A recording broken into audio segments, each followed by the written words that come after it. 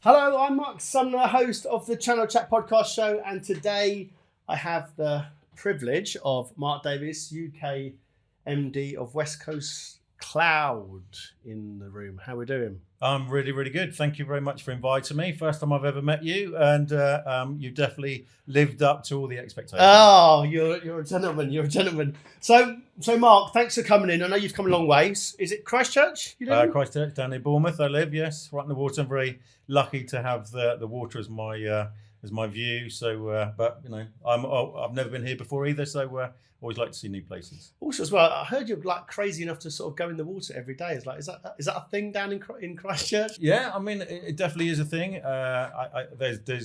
There is a solid group of people that you see every morning. So I normally head in around 6:30, 7, and you do see the same people. So it's a really good routine to get into, and yeah, you make some new friends. Great. So look, I want to kick straight into it for the listeners, Mark, because your career. I was actually looking on your LinkedIn today, and it started talking about your first role into IT, which was in operations. But I want to go back before that of how you actually got into IT, because you didn't plan to have a career in IT, did you? And you didn't come from a background that you were almost like thinking you were going to go into IT. No, and I think that that there's sometimes when I've been and done discussions at schools, colleges, universities, just when they say, well, obviously when you get to a certain age, how you can pass your experience back and things like that. And what when I left school, I didn't know what I wanted to do. My dad was in the Navy. He tried to convince me to go into the RAF. That really wasn't for me, and I ended up training to be a chef for 3 years. That didn't work out because of pay and timings, and then. But I'd always had an interest in computers from the ZX80, ZX81. So I'm that old, it was there. I just didn't know that there was a career, and then I suppose in around '93. You had the sort of like the IBM, the sort of 286s, 386s, those sorts of days. Managed to get a job in a little computer shop, and then that was it. It just went from there, and it was something that I was interested in, but I just never knew until I was in it that I was that interested. So before you got into it, what was your previous job? Just before you got into IT, what were you doing? I was a heating engineer's mate. Wow. I was going around doing plumbing and boilers and very unglamorous. It was sometimes in schools I'd be climbing inside the big boilers that they would have and getting rid of all the diesel deposits that were left inside. So yeah, it was. I've had some pretty grimy jobs in my past, that's for sure. And what made you have the inclination to sort of think, do you know what, I need to get into IT? And you said there was a small company you joined. What was the reason? So I just finished the other job that I was doing, and I went to the job centre, and they said, well, we've got two options here. You can either become a car mechanic, or go into do an IT role. So I did what was called an MVQ level 4 at the time. Early days of Microsoft Office, and picked it up quite easily and thought, okay, well that doesn't feel like too much of a stretch for me. And if I was being completely honest, I was quite lazy. I didn't want to have to learn a whole new thing with cars, but I had an aptitude for computers, so I went that way. So you got into a job for a computer company. Yeah. Tell me about your career from there. What happened? Yeah, so this little computer shop, was a little corner shop that was selling computers. Probably did that for 5 years. After 3 years, that turned into the internet. So we also started doing dial-up at the time, about 1998. So people would dial in with their modems, and we built out quite a following. Then that went on to become something called freenet.co.uk. And at its peak was doing something like 15 million minutes a month. So that then grew into hosting alongside the minutes that were being, and from that's where that business was born. And and then I suppose that was the early doors internet, early doors hosting, and then on to where we are now in around 2000. So then you got into which company? What? Because you joined as an IT operations person, didn't you? I was general manager initially, which is a big role in a small company, but because there wasn't that many people there at the time. But yeah, more the operational side, looking after the support desk. Just making sure that any calls that were coming in for the modems and things like that, or the basic web hosting, then we'd be supporting, and ended up doing that for 7 years. And that for me was, I suppose at the time, felt like it was, it was the cutting edge. I mean, obviously you look back at it now and you go, it's everywhere. But at the time, not everyone had a website. I was doing my own website development for some of our customers. I was using some basic packages and actually creating a basic website for them. And it felt cutting edge. And then you moved on. You carried on in your career there, but then you went into more of a sales role. I did, yeah. So I got to a certain point where I felt that I'd been a mid-level manager for quite a long period of time, and I didn't feel like I was moving forward, and just made the decision. I was with somebody at the time who had 3 master's degrees herself, and maybe I felt a little bit insecure in myself. So yeah, I hadn't done a degree before, and I thought, right, well, I'll jump in at the deep end. So yeah, when I think I was 35 at the time, just decided, right, I'm going to go and do a master's, and so I did, and it was a 3-year part-time course. I worked full-time. I had 3 children at home, so I was a parent, I was working full-time, and I was doing this. It was a real commitment, but it was a real investment in myself as well. And if anyone says an MBA is not worth it, then I disagree. I think it's not worth it if you feel it's going to validate your intelligence, but for me, it validated what I was capable for myself, and also the commitment that I wanted to put into myself to show when I need to work, I can really do it. What was the thought process in doing that? Because you said you were sort of like a middle manager. Did you feel like doing the MBA would kick you onto sort of like the role you're doing now? Was that a platform you saw that was? Well, I hoped it would. Yeah. Well, you got the role, Mark. I've got the role. So at the time, it was just give it a go. Just try. I paid for it myself as well. So wow. At the time, it was £14,000. I remember paying for it over the 3 years. So £14,000 you paid for this course. Yeah. For so part could have bought a car for that, Mark. I could have. I had a car already though. It was. I think that and there's the thing is you have to sometimes step back and look at yourself and go, am I investing in me? And if I look at myself now and say, how do I invest? As we may talk about, I've got a long trip to and from work. I listen to lots of things on Audible. So my investment now is what I feed into myself from, just things that are of interest. It could be business, it could be spiritually, it could be, mentally, or just what's going on in the world. And I think you've always got to be trying to find new perspectives to adapt and I suppose make yourself into something more for you, not for other people.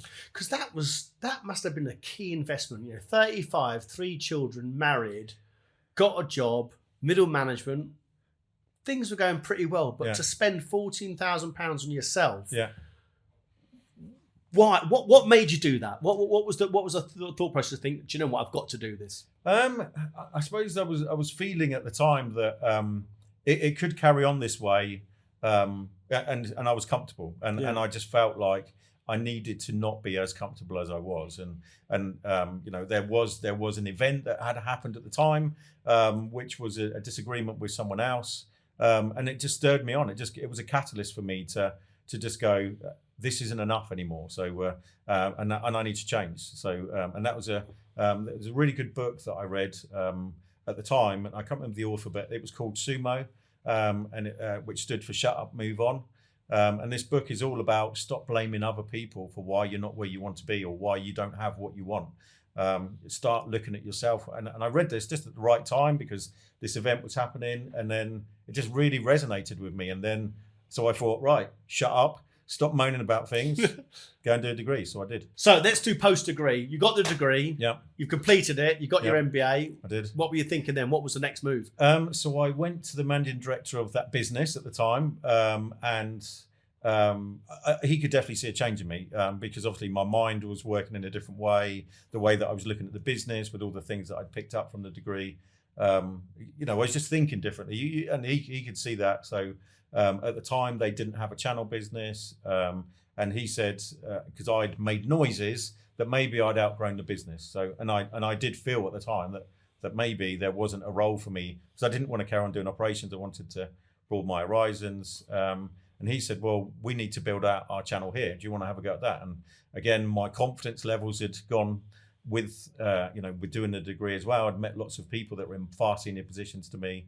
So I thought, right, okay, well, why not? So I did, and they run their channel for the next 3 years. And then it went from being nothing of their business to being 30% of it in that 3 years. So it went probably better than I expected it to, and yeah, it just progressed from there to taking on more responsibility because I was then hungry. I think that sometimes when you've got that momentum, your hunger just goes with it. Well, mine definitely did anyway. Give me more. Do you think the MBA sort of spurred that on? Because not many people go from operations into sort of like a sales or leadership role. They go into it helps obviously if they go to an MD role, but maybe not into a sales role. So do you think the MBA sort of opened your eyes up to think, do you know what, I'm capable of more, I can do more? Yeah, I think so. I think that I always knew that I wanted to work with people, the people side of things, not just from a management, management can sometimes be a double-edged sword. It is sort of like the best part of management is the people, the worst part of management is the people. So yeah. So there is an element of whereas obviously when we talked about sales, there's something incredibly exciting about sales, and obviously to go from operations into sales, well, all of a sudden you've got this thing called commission. And now normally in an operational role you don't have that, so when you move into a sales role and then all of a sudden your performance is being recompensed with your hard work, well, that was a bit of a game changer for me. So then I thought, okay, but I want to work hard, I want to put a lot into this, and then the commission followed. So that definitely spurred me on. Did it help you when you've in your current role or in the previous role actually understand the sort of the challenges operations people have when they're dealing with salespeople, i.e. you have an operations department, the fundamentals of the business, they keep the wheels turning. They often get looked over in terms of recognition, whereas the salespeople, I've done the biggest deal, I've done this new deal, I've done this existing deal. They get the big money, the big commission, and sometimes they sort of look down on sort of operations or help desk or other departments. Yeah. How do you sort of think that sort of blends the two? And did it help you coming from that operations background, seeing actually I've been in that role myself? Yeah, definitely. I think that if you look at, if there was a football analogy, then obviously the salespeople feel like they're the number 9 or the number 7. They're at the front, they're either setting a goal up or they're scoring it themselves.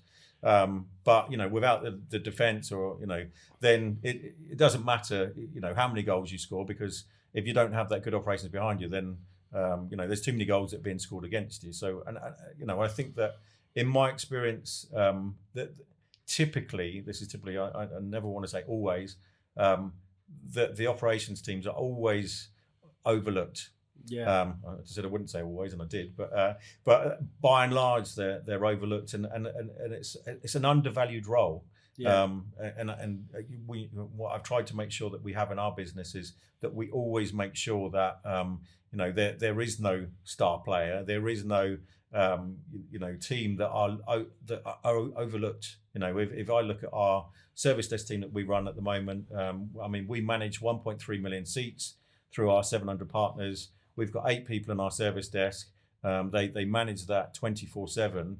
I know because in my previous business, when we didn't have a lot of support people, I used to do 24/7 support. So I was one of the people at night that was there answering the phones. Wow, tough job. It's thankless. Yeah, exactly. It's not like it's not like anyone wants to be woken up in the middle of the night and doing that. So, but somebody has to do it. So, and I think we appreciate all of the efforts that those people do. And finance is another thing as well. When people are, either collecting bills or working on billing queries and all of those sorts of things, they're just overlooked. And I think that we've tried to make sure as a business we don't have anybody that is seen as any worse or any better than anyone else. How do you balance that? Because it is a challenge for a lot of companies. Finance department, they just collect the money. Operations company, they just they pay bills, or marketing department, the colouring department, or whatever. How do you balance that they don't just get looked over, and it's not just the sales team or the star players? Yeah, it has to start with me, because if I'm endorsing it in some way, shape, or form. So if there's ever any behaviours or ever any I suppose even banter around it of people feeling that they're better than others, then it has to be stopped straight away. Because there is nothing funny about a role which someone's doing, and it might be a lesser paid role than a sales role could be there, but it doesn't make it any less important. Still critical. Yeah, absolutely. So I think that it has to. There can't be. I suppose there can't be room to say it's all right to go, oh wow, a bit of banter. There is no banter around it. It's and I think that has to start from me, that goes down into my direct reports, that then goes down into the managers, and then that has to filter out across the business. It's a cultural thing.